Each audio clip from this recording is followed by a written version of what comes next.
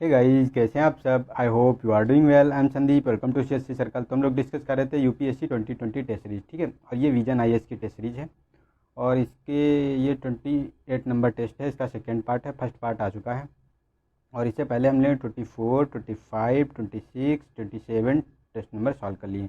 अगर वो नहीं देखें तो मैंने उसकी प्लेलिस्ट बना दी है। आप लोग जो है मेरे यूट्यूब चैनल को सब्सक्राइब करें, उसकी प्लेलिस्ट मिल जाए, आपको सारे वीडियो वहाँ पे मिल जाएंगे, तो आप वहाँ देख सकते हैं। और इसकी पीडीएफ भी आप लोग ज़रूर डाउनलोड कर लेना। मैंने इसकी पीडीएफ जो है टेलीग्राम चैनल पे प्रोवाइड करा दी है, आप वहाँ से डाउनलोड कर लेना, ताकि इसको एक बार पढ़ जरूर लेना। ताकि अगर पढ़ लोगे तो उससे क्या होता है कि जब हमारे सामने कुछ पढ़ा होता है और क्वेश्चन आता है तो हम उसको टैकल करके ले जाते हैं, ठीक है। क्योंकि इसमें अगर उतना जितना सोल्यूशन में दिया है, अगर उतना हम डिस्कशन करेंगे तो बहुत ज़्यादा मतलब टाइम आप लोगों का कंज्यूम होगा। तो मैं आप लोगों का टाइम कंज्यूम नहीं करना चाहता हूँ, क्योंकि मुझे पता है कि यूपीएससी एस्पिरेंट के लिए टाइम कितना वैल्यूएबल होता है। तो ये आप लोग थोड़ा सा कर लेना, ठीक है। तो चलते हैं नेक्स्ट क्वेश्चन नंबर 51 पे। तो इसमें कहा गया है कि प्रायः सुर्खियों में रहने वाला ब्लैक बायोलॉजी शाब्दिक संबंधित है। तो इसमें फर्स्ट है डिजाइनर बेबी के विकास से, बी है बायोसेफ्टी के उत्पादन से, सी है जैविक हथियारों के निर्माण से, डी है विषाणु के संक्रमण के उपभेदों की पहचान से। तो इसका सी ऑप्शन सही है, जो जैविक हथियारों के निर्माण से संबंधित है ये ब्लैक बायोलॉजी, ठीक है। चलते हैं नेक्स्ट क्वेश्चन पे। निम्नलिखित में से कौन से देश हिंद महासागर आयोग के सदस्य नहीं है। तो फर्स्ट है कि ये भारत, सेशेल्स, श्रीलंका, कोमोरोस और मालदीव। तो इसमें जो है भारत इसमें नहीं है, श्रीलंका भी नहीं है और मालदीव भी नहीं है, ठीक है। सेशेल्स और कोमोरोस देखने को मिलेंगे, तो नहीं पूछा गया, तो इसका बी ऑप्शन सही हो गया, ठीक है। लेकिन इसमें जो सेशेल्स के और कोमोरोस के साथ साथ आपको देखने को मिलेगा रीयूनियन देखने को मिलेगा, मेडागास्कर देखने को मिलेगा, और तुम्हारा जो है मॉरिशस, मॉरिशस भी आपको इसी में देखने को मिलेगा, ठीक है। और इसमें ये न्यूज़ में क्यों था, क्योंकि अभी इंडिया को जो है इसमें ऑब्जर्वर का स्टेटस दिया गया है। तो इंडिया के साथ साथ चाइना भी ऑब्जर्वर में है, और माल्टा है, यूरोपियन यूनियन है, आई और OIF है एक ऑर्गेनाइजेशन, ठीक है। तो ये है, तो इसीलिए इसका जो है न्यूज़ में ज़्यादा था, और इसकी स्थापना 1982 में की गई थी, ठीक है। चलते हैं नेक्स्ट क्वेश्चन पे। इसमें कहा गया है कि हाल ही में बजट में प्रस्तावित राष्ट्रीय भर्ती एजेंसी के संबंध में बताना है कि NRA जो है राष्ट्रीय एजेंसी, इसका उद्देश्य क्या था। तो फर्स्ट है कि केंद्र और राज्य सरकारों उनके सभी राजपत्रित पदों हेतु समान पात्रता परीक्षा का संचालन करना। बी है सरकारी और सार्वजनिक क्षेत्र में बैंकों के गैर राजपत्रित पदों पर हेतु समान पात्रता परीक्षा का संचालन करना। सी है केंद्र और राज्य के सरकारी स्कूल में अस्थायी संविदा शिक्षकों की भर्ती से संबंधित परीक्षा का संचालन करना। थर्ड है कि सार्वजनिक क्षेत्र के बैंकों के निदेशक और विशेष पदों हेतु पृथक परीक्षा का संचालन करना। तो इसका बी ऑप्शन सही है, जो ये हमारा सरकारी और सार्वजनिक क्षेत्र के बैंकों के गैर राजपत्रित पदों हेतु समान पात्रता परीक्षा का संचालन करना, इसके बारे में बात करता है राष्ट्रीय भर्ती एजेंसी, ठीक है। नेक्स्ट है कि 54 क्वेश्चन नंबर। इसमें कहा गया कि प्रधानमंत्री जन आरोग्य योजना के बारे में बताया गया कि कौन सा कथन सही है। तो इस योजना के अंतर्गत सभी ग्रामीण परिवारों और चयनित शहरी परिवारों को पात्र होंगे। सेकेंड है कि लाभार्थी परिवारों को द्वितीय अथवा तृतीय क्षेत्र के अस्पतालों की भर्ती में होने वाले प्रतिवर्ष 5 लाख तक के बीमा का कवर प्राप्त होगा। थर्ड है कि योजना के प्रभावी कार्यान्वयन हेतु स्वायत्त इकाई के रूप में राष्ट्रीय स्तर एजेंसी NHA का गठन किया जाएगा। तो इसमें जो हमारा सही है, देखो ये थर्ड वाला जो बात करता है कि योजना के प्रभावी कार्यान्वयन हेतु स्वायत्त रूप में राष्ट्रीय स्वास्थ्य एजेंसी जो NHA का गठन की बात करता है, तो इसको तो हमारा इसमें जो है शामिल किया गया है, ठीक है। और उसके बाद लाभार्थी परिवार को द्वितीय या तृतीय श्रेणी के अस्पतालों में भर्ती होने के लिए 5 लाख रुपए का बीमा कवर दिया जाएगा, तो ये भी सही है, ठीक है।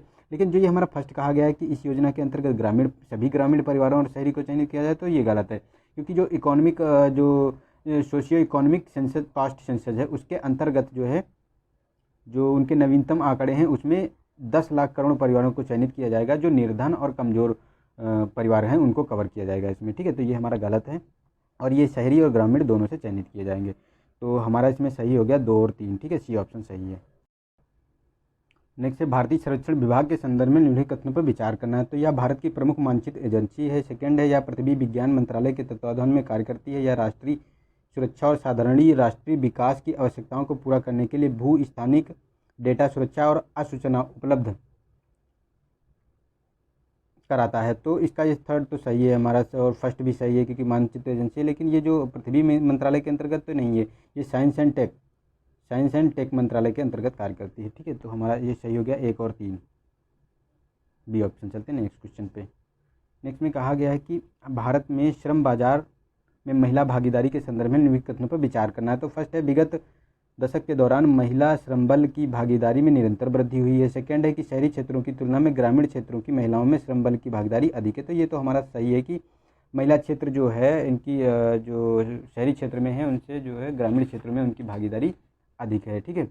और जो ये कहा गया है कि इसमें वृद्धि हुई है कि निरंतर भागीदारी में वृद्धि हुई है, तो नहीं नहीं नहीं, ये कमी आई है हमारी 7.8% की। ठीक है। तो ये कमी आई है इसमें, तो ये हमारा गलत हो गया और सेकेंड हमारा सही है। ठीक है।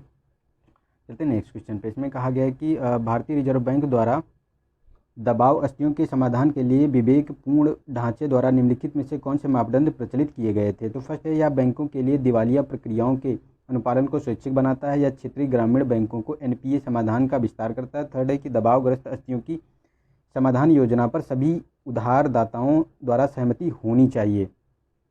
तो ये इनके बारे में बात करता है। तो देखो हमारा ये फर्स्ट वाला तो सही है, यह दिवालिया प्रक्रिया के अनुपालन को स्वैच्छिक बनाता है। लेकिन जो कहा गया कि ग्रामीण क्षेत्रीय बैंकों को, तो ये नहीं नहीं नहीं, ये जो हमारी schedule bank schedule commercial bank होती है उनके बारे में बात करता है, ना कि ग्रामीण क्षेत्रीय बैंक। ये तो आरआरबी के बारे में नहीं बात करता। और ये थर्ड वाला भी हमारा सही है कि दबाव स्थितियों के समाधान योजना पर सभी उधारकर्ताओं द्वारा सहमति होनी चाहिए। तो हमारा 1 और 3 सही होगा, सी ऑप्शन। ठीक है, सी ऑप्शन हमारा सही, 1 और 3। चलते नेक्स्ट क्वेश्चन पे। इसमें कहा गया कि अंतर्राष्ट्रीय आपराधिक न्यायालय आईसीसी के संदर्भ में निम्नलिखित कथनों पर विचार करना है। तो यह एक संयुक्त राष्ट्र का अंग है, इसका मुख्यालय नीदरलैंड के हेग में स्थित है। यह भारत आईसीसी का सदस्य नहीं है। तो ये तो थर्ड सही है, भारत आईसीसी का सदस्य नहीं है और इसका मुख्यालय नीदरलैंड में, ये भी सही है। लेकिन ये जो संयुक्त राष्ट्र का अंग नहीं, ये एक स्वतंत्र बॉडी है। ठीक है, ये संयुक्त यूएन से अलग है। ठीक है, तो ये हमारा गलत हो गया, तो हमारा 2 और 3 सही हो गया। ठीक है, चलते नेक्स्ट क्वेश्चन पे। इसमें कहा गया नेक्स्ट में कि श्रम बल के वर्तमान वितरण के संदर्भ में निम्नलिखित को रोजगार में उनकी संबंधित हिस्सेदारी के अवरोही क्रम में व्यवस्थित कीजिए। तो फर्स्ट है कि स्वनिवेजित दिया हुआ है, अनौपचारिक कामगार दिया है, वेतनभोगी दिया है। तो देखो इसमें क्या करते हैं, देखो फर्स्ट अगर हम बात करें तो स्वनियोजित की बात करें तो इसमें 52% की भागीदारी आपको देखने को मिलती है। और अनौपचारिक भाग की बात करें तो इसमें 25% है। और लगभग वेतनभोगियों में बात करें तो इसमें 23% की भागीदारी आपको देखने को मिलती है। तो ये अवरोही क्रम में लगाना है, मतलब बढ़ते से नीचे की, मतलब घटते क्रम में लगाना है। तो हमारा देखो फर्स्ट सेकेंड थर्ड तीनों सही हो गए, first second third, A option सही हो गया। ठीक है, तो नेक्स्ट क्वेश्चन में अर्थव्यवस्था के संदर्भ में निम्नलिखित में से कौन सा बाइलेटरल नोटिस शब्दावली का सही वर्णन करता है। तो फर्स्ट है कि यह प्रीमियम के बदले में ऋण जोखिम के द्विपक्षीय विनिमय है। बी ऑप्शन है कि यह भविष्य में निर्दिष्ट समय से पूर्व निर्धारित मूल्य पर परिसंपत्ति के क्रय या विक्रय से संबंधित समझौता के बारे में बात करता है। ठीक है, थर्ड है कि यह एक शुद्ध भुगतान दायित्व निर्धारित करने के लिए द्विपक्षीय दावों को पूरा करने का एक तंत्र है। थर्ड है कि यह पारंपरिक निवेश जोखिमों को रोकने के लिए द्विपक्षीय निवेश बीमा समझौता है। तो इसका सी ऑप्शन सही है। यह मतलब जो बायलेटरल नोटिंग है, ये बताता है कि एकल शुद्ध भुगतान दायित्व निर्धारित करने के लिए द्विपक्षीय दावों को पूरा करने का एक तंत्र है। ठीक है, चलते नेक्स्ट क्वेश्चन पे। इसमें कहा गया कि अमेरिका और ईरान के मध्य वर्तमान भू राजनीतिक तनाव के संदर्भ में भारतीय राजव्यवस्था के लिए निम्नलिखित में से कौन से संभावित परिणाम हो सकते हैं। तो अमेरिका और ईरान के मध्य तनाव कच्चे तेल की कीमतों में वृद्धि कर सकते हैं। सेकेंड है, इसे निजी उपभोग की वृद्धि में गिरावट आ सकती है। तो ये तो सही है, क्योंकि ये कर सकते हैं निजी तेल के, क्योंकि यही तेल के जो क्षेत्र हैं यहीं से हम लोग एक्सपोर्ट करते हैं। देखो ईरान से तो हम बहुत ज़्यादा एक्सपोर्ट करते हैं। ठीक है, और यूएसए भी करते हैं। तो तेल के रेट बढ़ जाएंगे तो हमारा जो है नुकसान होगा उस वहाँ पे, कि मतलब हमारे पैसे की वैल्यू घट जाती है और ज़्यादा हमको खर्च करना पड़ता है तेल को ख़रीदने के लिए। ठीक है, तो ये हमारे लिए जो बेनिफिट का काम तो नहीं हो सकता। ठीक है, तो हमारा जो ये दोनों स्टेटमेंट सही है, हमारे लिए दोनों नुकसानदेह हैं। चलते हैं नेक्स्ट क्वेश्चन पे। हाल ही में सुर्खियों में रहा मैक बाइंडिंग शब्द संबंधित है। तो फर्स्ट है, एप्पल द्वारा शैक्षिक प्रयोजनों के लिए विकसित किए गए उपग्रह हैं। बी है कि इंटरनेट द्वारा पहुंच प्राप्त करने के दौरान किसी विशिष्ट कंप्यूटर प्रणाली की निगरानी से मैकमोहन रेखा के समीप भारत चीन सीमा पर चिन्हों के लिए घरेलू कार्य करने में सक्षम कृत्रिम बुद्धिमत्ता परिनियोजन मशीन के संबंध में बताना है। तो इसका जो बी ऑप्शन सही है, ये सही है कि इंटरनेट तक पहुंच प्राप्त करने के दौरान किसी विशिष्ट कंप्यूटर प्रणाली की निगरानी से संबंधित है ये मैक बाइंडिंग। क्योंकि ये जो अभी जम्मू कश्मीर में आपको देखने को मिलेगा, जब जम्मू कश्मीर को यूनियन टेरिटरी बनाया गया था तब वहाँ क्या किया गया था, इंटरनेट सर्विस बंद कर दी गई थी। कुछ ही सर्विस वहाँ चालू थी, तो उसी के बारे में ये बात करता है मैक बाइंडिंग, ठीक है, इसीलिए ये न्यूज़ में था। तो हमारा बी ऑप्शन इसका सही है। चलते हैं नेक्स्ट क्वेश्चन पे। बजट 2020-21 के संदर्भ में भारत नेट कार्यक्रम हेतु 6,000 करोड़ रुपए आवंटित किए गए। इस संबंध में कार्यक्रम से संबंधित निम्नलिखित कथनों पर विचार करना है। तो फर्स्ट है, भारत नेट कार्यक्रम का उद्देश्य देश की समस्त ग्राम पंचायतों को ब्रॉडबैंड कनेक्टिविटी प्रदान करना है। सेकेंड है, यह सार्वभौमिक सेवा दायित्व कोष के माध्यम से वित्त पोषित है। तो जो हमारा ये दोनों स्टेटमेंट इसके सही हैं, क्योंकि जो भारत नेट कार्यक्रम है तो ये जो ग्राम पंचायतें हैं उन्हें ब्रॉडबैंड कनेक्टिविटी प्रदान करेगा और इसका दायित्व कोष के माध्यम सेवा कोष के माध्यम से वित्त पोषण करना है। और इसमें 2,50,000 पंचायतों को शामिल किया गया है और इसकी शुरुआत जो है 25 अक्टूबर 2011 से इस प्रोजेक्ट की गई थी, ठीक है। तो हमारा सी ऑप्शन सही हो गया, सी ऑप्शन सही हो गया इसका, ठीक है, दोनों सही है। चलते नेक्स्ट क्वेश्चन पे। नेक्स्ट है कि भारतीय अर्थव्यवस्था के संदर्भ में निम्नलिखित कथनों पर विचार करना है। तो फर्स्ट है, विगत 5 वर्षों में भारत की जीडीपी वृद्धि दर वैश्विक जीडीपी की वृद्धि दर की तुलना में अधिक रही है। विगत 5 वर्षों में भारत की जीडीपी में निरंतर वृद्धि हुई है। तो इसके बारे में बताना है कि कौन सा स्टेटमेंट हमारा सही है, कौन इसके बारे में सही बताता है, ठीक है। तो इसका जो हम देखते हैं तो दोनों स्टेटमेंट हमारे सही हैं, क्योंकि विगत 5 वर्षों में जो जीडीपी की बात करें वैश्विक जीडीपी की, तो वो देखो 3 से 4 और इस समय तो बहुत ज़्यादा कम हो गई है, ठीक है। 3 से 4 के बीच में मान सकते हैं कि औसत में रही है ये, ठीक है। तो इससे तो ज़्यादा हमारी रही ही है, हमारी तो लगभग 6 से नीचे नहीं आई थी अभी तक। अब तो मतलब कोरोना वायरस की वजह से नीचे आ गई है। तो ये तो पिछले डाटे की बात करता है, ये अभी ये डाटे की बात नहीं करता है, तो ये हमारी सही है, ठीक है। और सेकेंड स्टेटमेंट, विगत 5 वर्षों में जीडीपी में निरंतर वृद्धि हुई है, तो ये भी हमारा स्टेटमेंट सही है, क्योंकि जो हमारी वृद्धि हुई है, जो यूएस डॉलर में बात करें तो पहले 2.0 हुआ करती थी ट्रिलियन डॉलर, ठीक है, 2015 के करीब, लेकिन अब 2020 में खड़े हैं तो हमारी 2.9 ट्रिलियन डॉलर हो गई है। तो ये भी हमारी बढ़ी है जीडीपी। तो हमारे दोनों स्टेटमेंट सही हो गए, 1 और 2। चलते हैं नेक्स्ट क्वेश्चन पे। इसमें है कि अर्थव्यवस्था के संदर्भ में निम्नलिखित में से कौन सा विकल्प डेड वेट लॉस पद का सही वर्णन करता है। तो फर्स्ट है कि ऋण के लिए स्थायी भार के कारण किसी संगठन के लाभ में कमी लाना, साख की हानि जो निकटस्थ रूप में किसी वस्तु की वारंटी के अनुरूप कार्य करने में विफलता के कारण, मांग और आपूर्ति के मध्य असंतुलन के कारण उत्पन्न बाजार अक्षमता से समाज पर आरोपित लागत, और डी ऑप्शन है, जीवन शैली संबंधी रोगों के अधिक बोझ के कारण श्रम की उत्पादकता की क्षमता में हानि के बारे में बात करता है। तो इसके जो डेड वेट लॉस के बारे में है, डेड वेट लॉस के बारे में, तो ये हमारा जो सी ऑप्शन है इसका सही वर्णन करता है, क्योंकि इसी में मांग और आपूर्ति के मध्य असंतुलन के कारण उत्पन्न बाजार अक्षमता से समाज पर अधिरोपित लागत है ये, ठीक है, इसी के बारे में ये बात करता है। चलते नेक्स्ट क्वेश्चन पे। इसमें कहा गया कि हाल ही में नहीं, कौन सा क्वेश्चन था, 65-66 नंबर, निम्नलिखित में से कौन सा उद्यमों द्वारा नए फंड जुटाने हेतु संभावित मार्ग हैं। तो फर्स्ट है आईपीओ, मतलब आरंभिक सार्वजनिक प्रस्ताव, मतलब इनिशियल पब्लिक ऑफर। उसके बाद अनुवर्ती सार्वजनिक प्रस्ताव एफपीओ और बिक्री के लिए प्रस्ताव। तो ये तो गलत है हमारा, लेकिन ये वाले हमारे दोनों सही हैं, इसके द्वारा हम नए फंड जुटा सकते हैं। तो हमारा 1 और 2 हो गया, क्योंकि जो हमारी सूचीबद्ध कंपनियां नहीं होती वो आईपीओ जारी करती हैं, ठीक है, आईपीओ द्वारा फंड रेज करती हैं। उसके बाद अनुवर्ती क्या होता है, जब उन्हें और अधिक, जब आईपीओ जारी हो जाता है उसके बाद उनको सूचीबद्ध कराना होता है कंपनियों में, शेयर मार्केट में। तो वहाँ जब सूचीबद्ध हो जाती हैं तो उन्हें जब और ज़रूरत पड़ती है फंड की, तो उसके लिए वे एफपीओ को जारी करते हैं, जो उसके जो पहले से ही आईपीओ खरीद चुके होते हैं उन्हीं को, मतलब उनका राइट इशू होता है ये, कि उन्हीं को पहले ऑफर देती हैं। अगर वो लोग खरीद लेते हैं तो उन्हें बाहर नहीं करना पड़ता है, अगर वो नहीं सारे खरीदते हैं तो उनको फिर अदर शेयर धारकों को इनवाइट किया जाता है, ठीक है। तो उसके बारे में ये बात करता है। चलते नेक्स्ट क्वेश्चन पे। इसमें कहा गया है, तो हमारा फर्स्ट एंड सेकंड सही हो गया इसका, ठीक है। नेक्स्ट में कहा गया कि निम्नलिखित विषयों में से कौन सूचकांक और प्रशासक, मतलब कौन उसका प्रदर्शन करता है सूचकांक का। तो आर्थिक स्वतंत्रता सूचकांक हेरिटेज फाउंडेशन, वैश्विक आर्थिक स्वतंत्रता सूचकांक फ्रेजर इंस्टीट्यूट, और वैश्विक नवाचार सूचकांक तो विश्व बौद्धिक संपदा सूचकांक, मतलब WIPO के बारे में बात करता है। तो ये तीनों हमारे सही सम्मिलित हैं, ठीक है। तो क्योंकि जो आर्थिक स्वतंत्रता सूचकांक है हेरिटेज फाउंडेशन जारी करता है, और जो वैश्विक आर्थिक स्वतंत्रता सूचकांक है फ्रेजर इंस्टीट्यूट, और वैश्विक नवाचार सूचकांक है विश्व बौद्धिक संपदा संगठन जारी करता है, ठीक है। तो इसका ऑप्शन हमारा डी सही हो गया।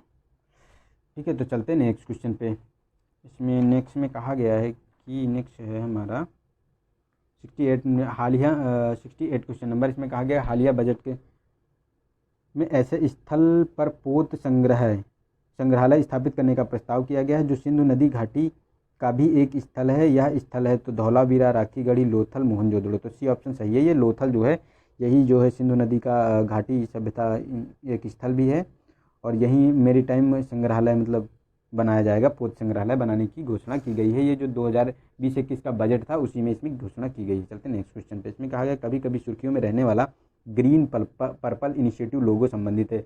तो हरित भवनों के प्रमाणन के लिए, पर्यावरण अनुकूलन उपकरण की लेबलिंग के लिए, ट्रांस फैट की कुकिंग को बढ़ावा देने के लिए, जैविक खाद्य पदार्थों की लेबलिंग के लिए। तो इसका सी ऑप्शन सही है। ये ट्रांस फैट कुकिंग के को बढ़ावा देने के लिए ग्रीन पर्पल इनिशिएटिव लोगो संबंधित है। ठीक है, उसी के बारे में ये बात करता है।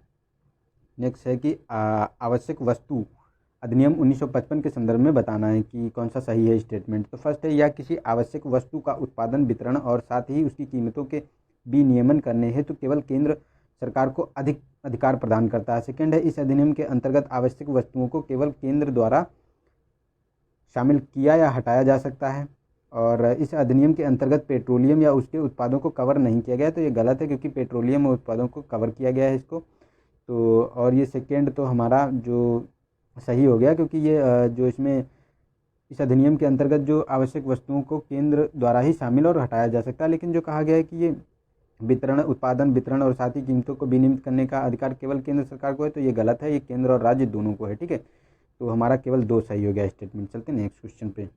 नेक्स्ट है कि केंद्रीय बजट 2020-21 के में आधिकारिक सांख्यिकी पर नई राष्ट्रीय नीति का उल्लेख किया गया है, जिसे राष्ट्रीय सांख्यिकी आयोग NSC की अनुशंसा के आधार पर तैयार किया गया है। इसके संदर्भ में NSC के संबंध में निम्नलिखित पर विचार करना है। हाल ही में इसे वर्ष 2018 में स्थापित किया गया है। सेकेंड है, यह सांख्यिकी और कार्यक्रम कार्यान्वयन मंत्रालय में यानी MOSP के तत्वाधान में कार्य कर रहा है। भारत का मुख्य सांख्यिकीविद NSC का अध्यक्ष होता है। तो नहीं, ये मुख्य सांख्यिकीविद नहीं, ये जो मुख्य सांख्यिकीविद सचिव होता है। ठीक है, इसका जो सचिव होता है, मुख्य सांख्यिकीविद का जो सचिव होता है वो इसका अध्यक्ष होता है, पदेन अध्यक्ष होता है। ठीक है, ये आपको देखने को मिलता है। तो ये तो हमारा गलत हो गया सेकेंड वाला। लेकिन जो फर्स्ट की बात करता है कि ये कि कौन सा है, तो देखो फर्स्ट में ही ये गलत है क्योंकि ये 2018 में नहीं 2005 में किया गया था इसका गठन। ठीक है, ना कि 2015 में। तो इसका सेकेंड सही है। लेकिन जो ये MOSP मंत्रालय है यही के अंतर्गत ये कार्यान्वित है, तो इसका बी ऑप्शन सही हो गया।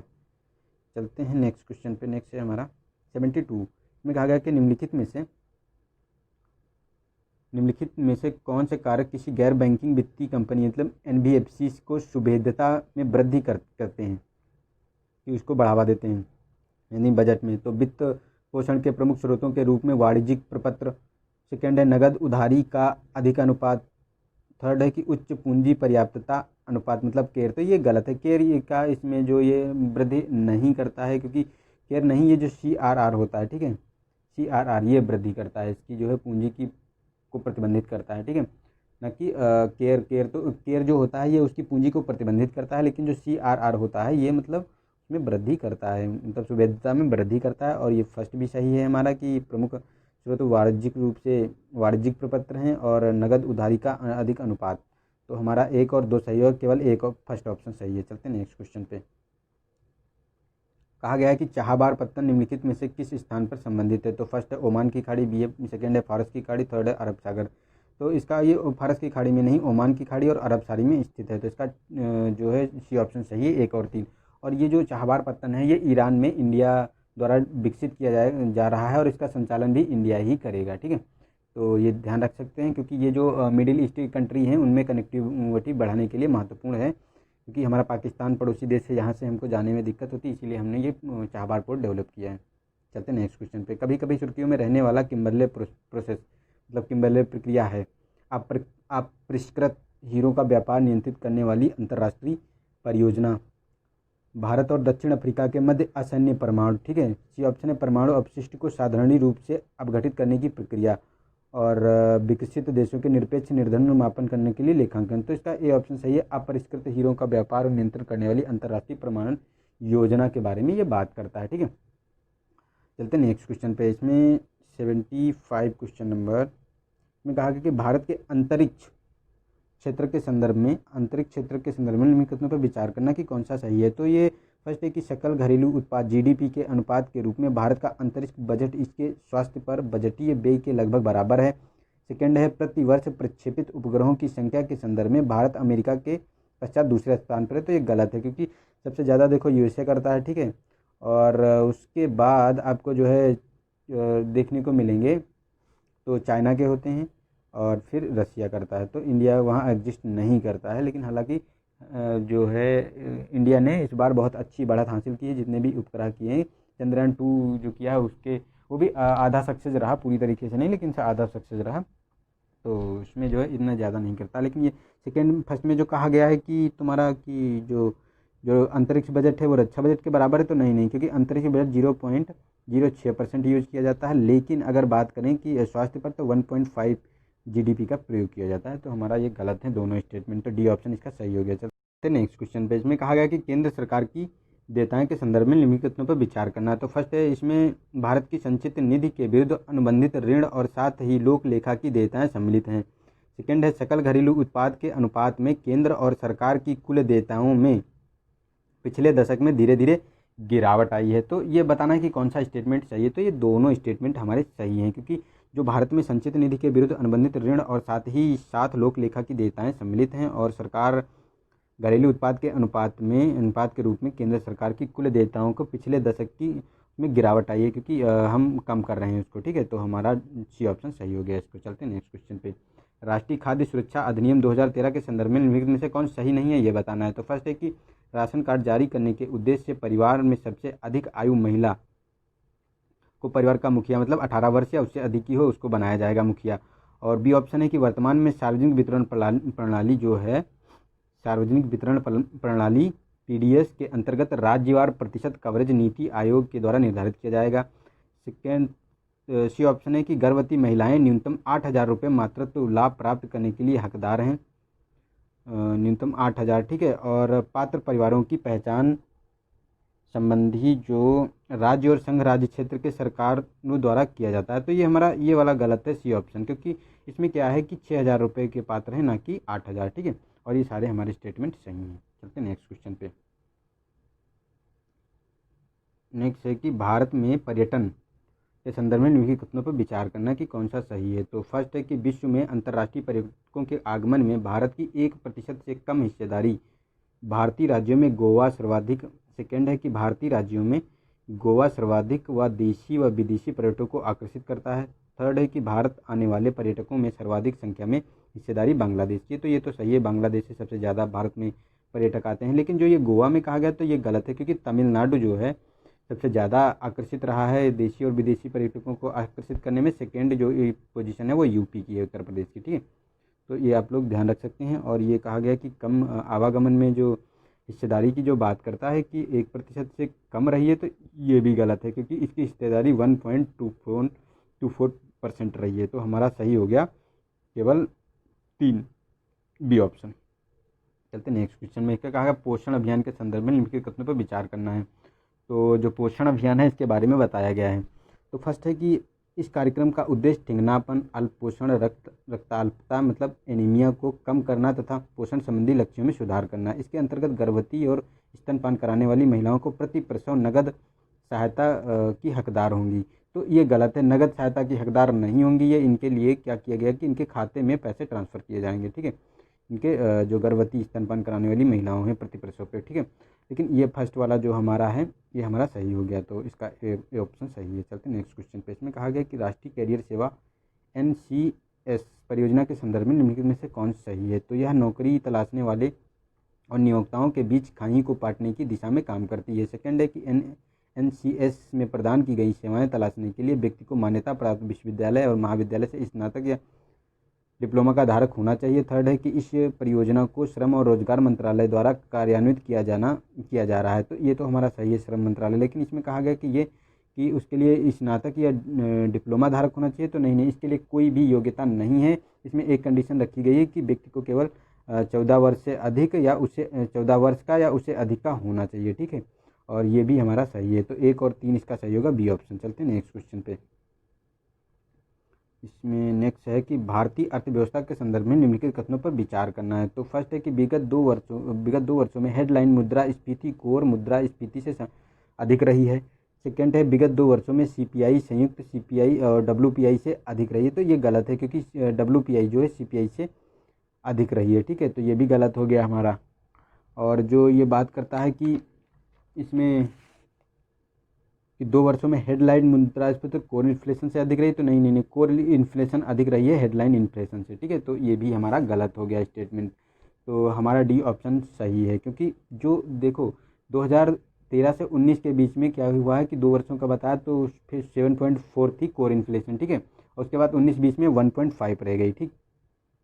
उसके बाद देखेंगे तो हमको देखने को मिलेगा कि जो डब्ल्यूपीआई है, तो जो डब्ल्यूपीआई है ये 3.7 थी, और जो 17-18 में ये 4.1 रह गई। तो देखो घटता दोनों में, मतलब घट बढ़ रहा है, तो इसके लिए जो है वो ज़्यादा रही, इसका एवरेज ज़्यादा निकल के आया है, ठीक है। तो ये हमारे गलत हो गए। तो चलते नेक्स्ट क्वेश्चन में। निम्नलिखित कथनों पर विचार करने। तो ये सैन्य अभ्यास दिए गए हैं, सम्मिलित देश दिए गए। तो फर्स्ट है कि दस्तालिक भारत और उज्बेकिस्तान के बीच, इक्वारिन भारत और कोरिया के बीच, और वरुण भारत और फ्रांस। तो हमारा ये तो सही है, भारत और फ्रांस के बीच वरुण सैन्य अभ्यास होता है, और दस्तालिक भारत और उज्बेकिस्तान। लेकिन जो एक्यूवरीन होता है वो भारत और मालदीव के बीच होता है, ना कि दक्षिण कोरिया के बीच। तो 1 और 3 हमारा सही हो गया, बी ऑप्शन।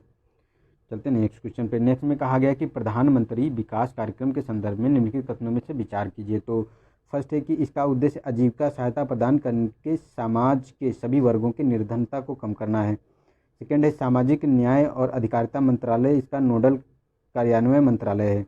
तो प्रधानमंत्री जन विकास कार्यक्रम के बारे में बताना है कि कौन से स्टेटमेंट हमारे जो सही हैं, तो ये बताने हैं। तो इसमें देखो ये जो कहा गया सामाजिक और अधिकारिता मंत्रालय के बारे में, तो ये गलत है, क्योंकि ये अल्पसंख्यक कार्य मंत्रालय के अंतर्गत कार्य करता है, ठीक है। एक नोडल एजेंसी के रूप में कार्य करता है, और इसमें सभी वंचित निर्धन वर्गों को शामिल नहीं किया गया है, इसमें जो अल्पसंख्यक हैं उनको शामिल किया गया है, ठीक है। तो ये दोनों स्टेटमेंट हमारे सही गलत हो गए, डी ऑप्शन सही है। चलते नेक्स्ट क्वेश्चन पे।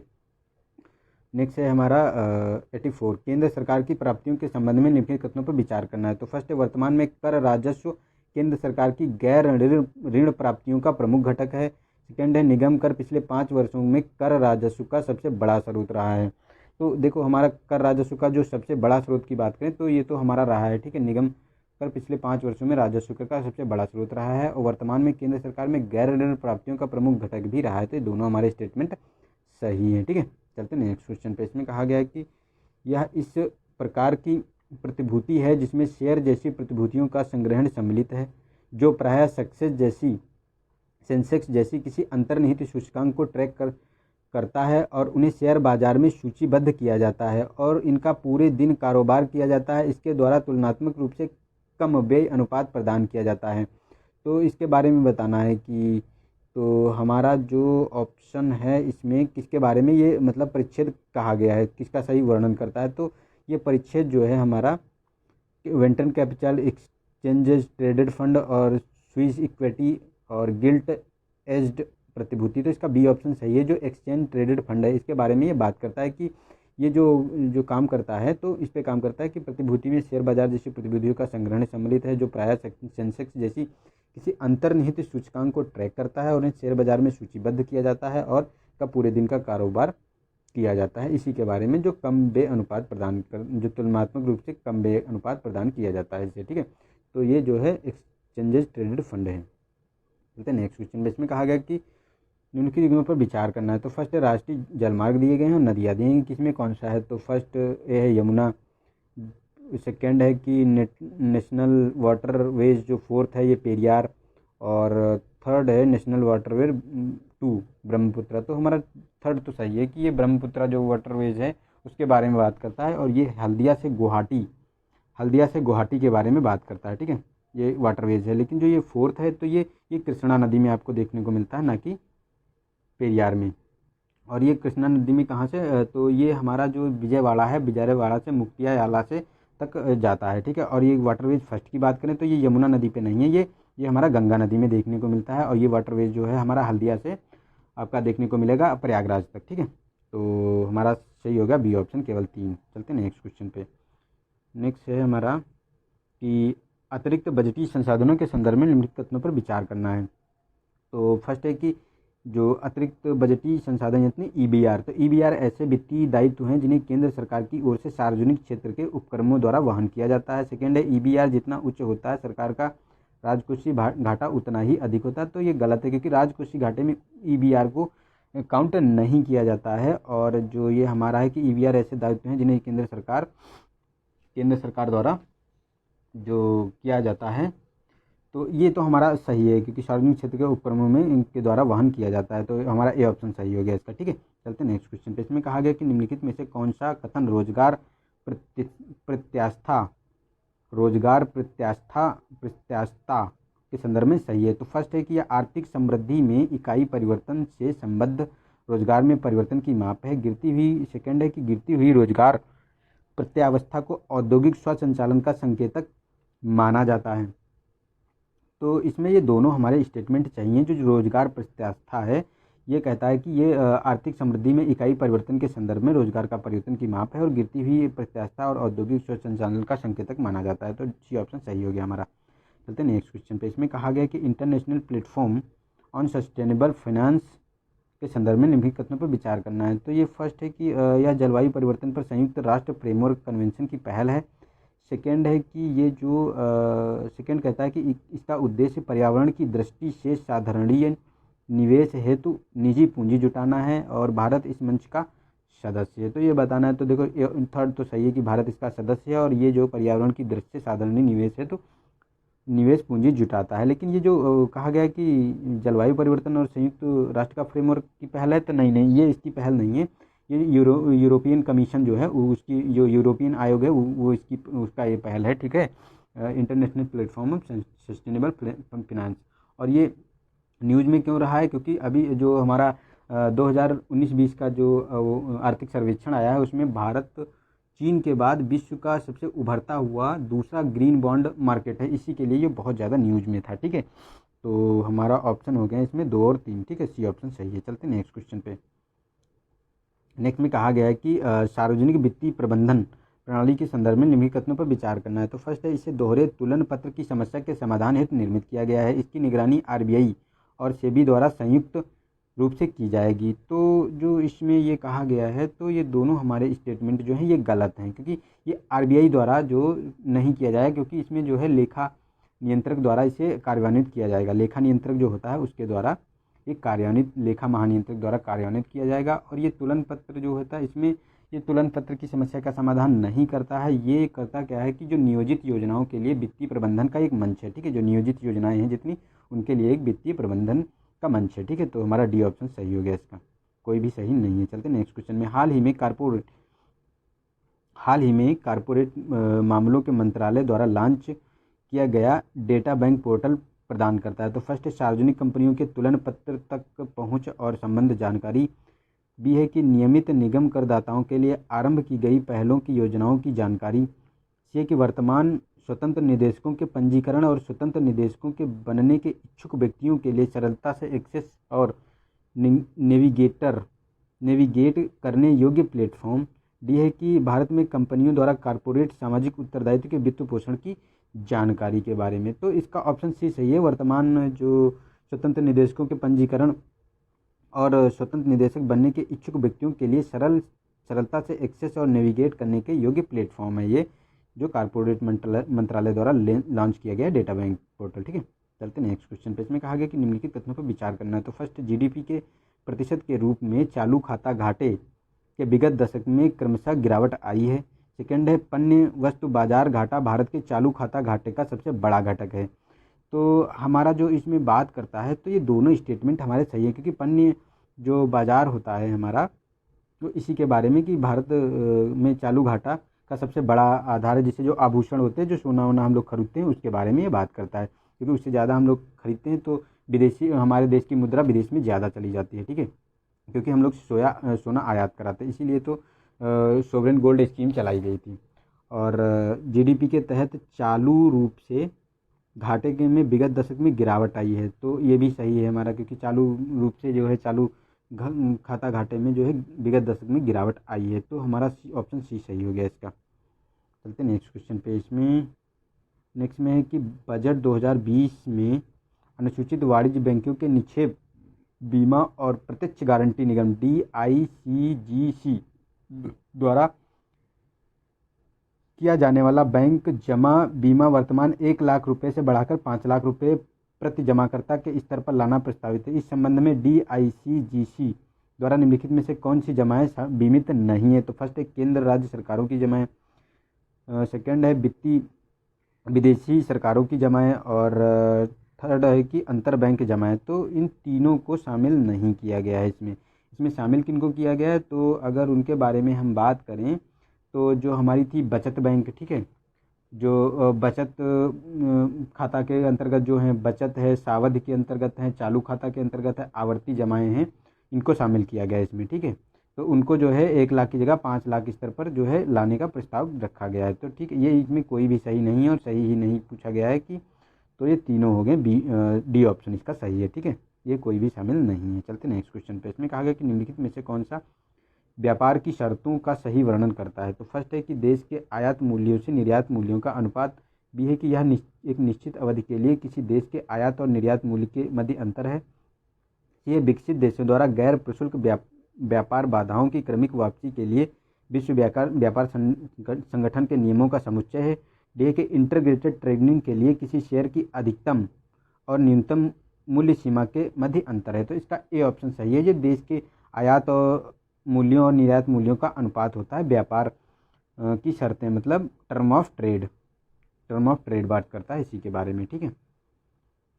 चलते नेक्स्ट क्वेश्चन पे। नेक्स्ट है हमारा कि निम्नलिखित युग्मों पर विचार करना है। तो फर्स्ट है कि मिलान करना है कि नीतिगत पहले दिए हैं और प्रभाव का स्तर दिया हुआ है। तो फर्स्ट है कि तंबाकू पर आरोपित कर, तो लेफेज फेयर है। कुछ राज्यों में शराब पर प्रतिबंध मैंडेट यानी अधिदेश है, और सब्सिडी का त्याग इंसेंटिव यानी प्रोत्साहन देना है, और बेटी बचाओ बेटी पढ़ाओ का, तो ये टहोका यानी नज है, तो टहोका या नज है, ठीक है। तो इसमें बताना कि कौन सा सही है। तो देखो इसमें जो बेटी बचाओ बेटी पढ़ाओ के लिए तो ये तो टहोका है, नज, इसके बारे में तो सही है। और ये कुछ राज्यों में शराब पर प्रतिबंध का बात करता है, तो मैंडेट के अंतर्गत ये बात करता है, ठीक है। ये तो हमारा सेकेंड और फोर्थ तो सही है, ठीक है। तो हमारा सेकेंड फोर्थ मतलब सी सही हो गया। लेकिन ये तंबाकू पर आरोपित जो कर है इसको जो बोलते हैं हम, ये जो बोलते हैं इंसेंटिव यानी प्रोत्साहन देना, ठीक है, ये इंसेंटिव होता है। और जो सब्सिडी का त्याग की बात करते हैं तो ये हमारा लेसेज फेयर होता है, मतलब हस्तक्षेप होता है, लेसेज फेयर होता है, ठीक है। चलते हैं नेक्स्ट क्वेश्चन पे। नेक्स्ट है कि 96 क्वेश्चन नंबर। तो इसमें कहा गया है कि निम्नलिखित को परिसंपत्ति प्रकार के अनुसार घरेलू बचतों यानी सकल घरेलू उत्पाद के प्रतिशत के रूप में अवरोही क्रम में लगाना है। तो फर्स्ट है कि सोना चांदी आभूषण और भौतिक परिसंपत्तियां और वित्तीय बचतें, तो इसके बारे में बताना है। तो देखो इसमें अगर वित्तीय घरेलू बचतों के बारे में बात करें तो देखो सबसे ज़्यादा इसमें भौतिक परिसंपत्तियां शामिल है 10.3%, ठीक है, भौतिक परिसंपत्तियां। और वित्तीय बचतों की बात करें तो इसमें 6.6% है। और अगर सोने चांदी के आभूषणों की बचतों के बारे में बात करें तो ये इसमें 0.2% की देखने को मिलती हैं। तो हमारा इसमें सही हो गया, सबसे ज़्यादा भौतिक बचतें हैं, ठीक है। किस में लगाना है? आरोही क्रम में इसको हमको लगाना है। तो इसको देखो 2 पहले हो जाएगा, फिर 3 होगा, फिर 1 होगा, ठीक है, कि भौतिक परिसंपत्तियाँ हो गई, वित्तीय बचतें हो गई, उसके बाद सोना और चांदी के आभूषण हो गए, ठीक। चलते हैं नेक्स्ट क्वेश्चन पे। निम्नलिखित तत्वों पर विचार करना है। तो फर्स्ट है कि 100 किलोवाट या उससे अधिक विद्युत भार से संबंध व्यावसायिक भवनों के लिए ऊर्जा संरक्षण भवन नियम 2018 अनिवार्य कर दिया गया है। सेकेंड है अभी तक भारत में आवासीय भवनों के लिए ऊर्जा संरक्षण भवन संहिता विकसित नहीं की गई है। थर्ड है कि ऊर्जा संरक्षण भवन ऊर्जा दक्षता ब्यूरो द्वारा विकसित की गई है। तो इसमें ये बताना है कि क्या इसके द्वारा विकसित की गई है। तो इसका जो हमारा देखो थर्ड तो सही है, क्योंकि ऊर्जा संरक्षण भवन सहित ऊर्जा दक्षता ब्यूरो द्वारा ही विकसित की गई है। ये हो ही सकता है कि जो इसके बारे में बात ही कर रहा है। और ये फर्स्ट भी सही है कि 100 किलोवाट या उससे अधिक विद्युत भार से संबंध व्यावसायिक भवनों के लिए ऊर्जा संरक्षण भवन नियम 2018 अनिवार्य कर दिया गया। लेकिन ये जो सेकंड में कहा गया है कि ये विकसित नहीं किया गया संहिता, तो क्यों नहीं किया गया? जब ये नियम आ गया है तो ये तो कॉमन सेंस से हमारा गलत हो जाएगा, ठीक है। तो इन चीज़ों का ध्यान रखा करो। ये हो चुका है कि अभी तक भारत में आवासीय भवनों के लिए ऊर्जा संरक्षण भवन संहिता का विकास हो चुका है, ठीक है। तो हमारा 1 और 3 सही हो गया, इसमें बी ऑप्शन। चलते हैं नेक्स्ट क्वेश्चन पे। इसमें कहा गया ऊर्जा गहनता के संदर्भ में कथनों पर विचार करना है। तो फर्स्ट है कि यह किसी अर्थव्यवस्था की ऊर्जा अदक्षता की माप है। और सेकंड, हाल ही में भारत में जीडीपी की ऊर्जा गहनता में क्रमिक गिरावट आई है। तो ये हमारे जो दोनों स्टेटमेंट हैं जो आपको देखने को मिल रहे हैं, ये दोनों स्टेटमेंट हमारे सही है, क्योंकि ऊर्जा किसी अर्थव्यवस्था की ऊर्जा अदक्षता की माप है। और जो ऊर्जा गहनता है, और हाल ही में इसमें भारत के जीडीपी के ऊर्जा गहनता में क्रमिक गिरावट आई है, क्योंकि ये क्रमिक गिरावट क्या आपको 1990 में जो थी, ठीक है, 1990 में थी ये 0.0004%, ठीक है। और ये अभी 2017 का जो सर्वे हुआ है इसमें जो आपको देखने को मिलेगा, तो इसमें कमी आई है 0.0002% ton ton of oil equivalent, ठीक है, टन ऑफ ऑयल इक्विलेंट के बारे में बात करता है, ठीक है। तो ये तो हमारा सही हो गया, बी ऑप्शन इसका सही हो गया, दोनों सही हैं। चलते हैं नेक्स्ट क्वेश्चन पे। इसमें कहा गया कि हाल ही में सुर्खियों में रहा पद योगले ब्लू होल संबंधित है। तो फर्स्ट है समतापमंडल में ओजोन छिद्र के विस्तार से, सेकेंड है जलवायु परिवर्तन के कारण अंटार्कटिका में हिमनदों में तेजी से पिघलने से, सी है अंतरिक्ष में पाए जाने वाले नवीन क्षेत्र से जहां पर गुरुत्वाकर्षण बल बहुत प्रबल होता है, डी है दक्षिण चीन सागर में पाई गई सर्वाधिक गहरी ज्ञात समुद्री कंदरा। तो इसका डी ऑप्शन सही है, ये दक्षिण चीन सागर में पाई गई सर्वाधिक गहरी चीन जो कंदरा है वही उसी के बारे में बात करता है। और ये जो है शीर्ष तल से 300 मीटर है, शीर्ष तल से 300 मीटर की गहराई है इसकी, ठीक है। तो ये देख सकते हैं आप। चलते नेक्स्ट क्वेश्चन में। राष्ट्रीय वयोश्रम योजना के संदर्भ में निम्नलिखित कथनों पर विचार करना है। तो फर्स्ट है यह सभी दिव्यांग नागरिकों के लिए भौतिक सहायता और सहायक जीवनदायी उपकरण प्रदान करने की योजना है। सेकंड है कि यह योजना स्वास्थ्य और परिवार कल्याण मंत्रालय के अंतर्गत कृत्रिम अंग निर्माण के माध्यम से कार्यान्वित की जाएगी। तो ये तो हमारा गलत हो गया, क्योंकि कृत्रिम परिवार कल्याण के अंतर्गत नहीं है, सामाजिक जो हमारा है सामाजिक न्याय एवं सहकारिता मंत्रालय उसके अंतर्गत ये कार्यान्वित की जा रही है। और इसमें दिव्यांगों को शामिल नहीं किया गया। इसमें बीपीएल परिवार के जो वरिष्ठ नागरिक हैं, जो 60 साल से उम्र की अधिक उम्र के हैं, उन लोगों के लिए योजना है, ठीक है। तो इसमें ये डी ऑप्शन सही होगा, कोई भी सही नहीं है, ठीक है। तो हमने यहाँ अपने 50 क्वेश्चन पूरे कर लिए, तो ये हमारा 28 नंबर क्वेश्चन पूरा हो गया। कल आपको 29 का पूरा कंपाइलेशन मिल जाएगा। मैं डेली जितनी भी टेस्ट हैं ये सारी हम टेस्ट सीरीज सॉल्व करवा दे रहे हैं, क्योंकि कुछ दोस्त कह रहे थे कि सर एक ही दिन में एक टेस्ट सीरीज कंप्लीट करवा दो। और उसे एक वीडियो में इसलिए नहीं ला रहा हूँ क्योंकि एक्चुअली क्या होता है कि वीडियो बहुत जो लंबा हो जाता है तो लोड करने में उससे जो है नेटवर्क की प्रॉब्लम बहुत ज़्यादा इसमें है, तो लोड करने में बहुत दिक्कत आती है, इसलिए मैं एक में नहीं ला पा रहा हूँ, वरना एक में पूरा कंपाइलेशन कर देता। और एक में होगा तो आप लोगों को भी थोड़ा सा बोर लगेगा, क्योंकि टाइम भी बहुत ज़्यादा हो जाएगा, लगभग 2 घंटे के करीब हो जाएगा। तो आप लोग भी सोचेंगे कि इतनी देर कौन मतलब रिटेन करके बैठेगा। तो इसीलिए हमने जो है इसे 2 पार्टों में डिवाइड करके बना रहा हूँ, और आप इसे एंजॉय कर सकते हैं। और बहुत ही अच्छे क्वेश्चन हैं, इनको पढ़ लीजिए और इनकी पीडीएफ भी ज़रूर पढ़ लेना एक बार, ठीक है, ताकि जो है वहाँ से अगर क्वेश्चन कोई क्रैक हो तो वो आप करके ले जाएं। और मैं ज़्यादा तो नहीं कहता, लेकिन विजन की टेस्ट सीरीज से अगर आपने पूरी विजन की सारी टेस्ट सीरीज लगा लिया आपने, तो यूपी में यूएससी में इसके क्वेश्चन मतलब डायरेक्टली तो नहीं मिलते हैं, क्योंकि यूपीएससी इतना चालाक है, तो डायरेक्टली बहुत कम क्वेश्चन मिलेंगे, लेकिन इनडायरेक्टली आपको 50 से 60%, लगभग 70% आपको देखने को मिलेगा। 60 से 70% के करीब आपको क्वेश्चन यहीं से देखने को मिलते हैं, ठीक है। तो ये आप लोग देख सकते हैं। और अगर वीडियो पसंद आया तो इसे लाइक करें, अपने दोस्तों को शेयर ज़रूर करें दोस्त, कि ऐसा क्या है ना दोस्तों, अब क्या करें, एक्चुअली इसको बनाने में बहुत टाइम लग जाता है और हर इतनी मेहनत करनी पड़ती है, आप लोग तो समझ रहे हैं। आप तो यूपीएससी एस्पिरेंट है तो जानते हैं। तो अगर कोई बंदा है तैयारी करता है उसको ही करिए ना, तब किसी और को मत शेयर करिए, जो मतलब है अपने बंदे उन्हीं को शेयर करिए, ठीक है। तो आज के लिए इतना ही था। तो वीडियो देखने के लिए थैंक यू, मिलते हैं नेक्स्ट वीडियो में, तब तक के लिए नमस्कार, जय हिंद, जय भारत।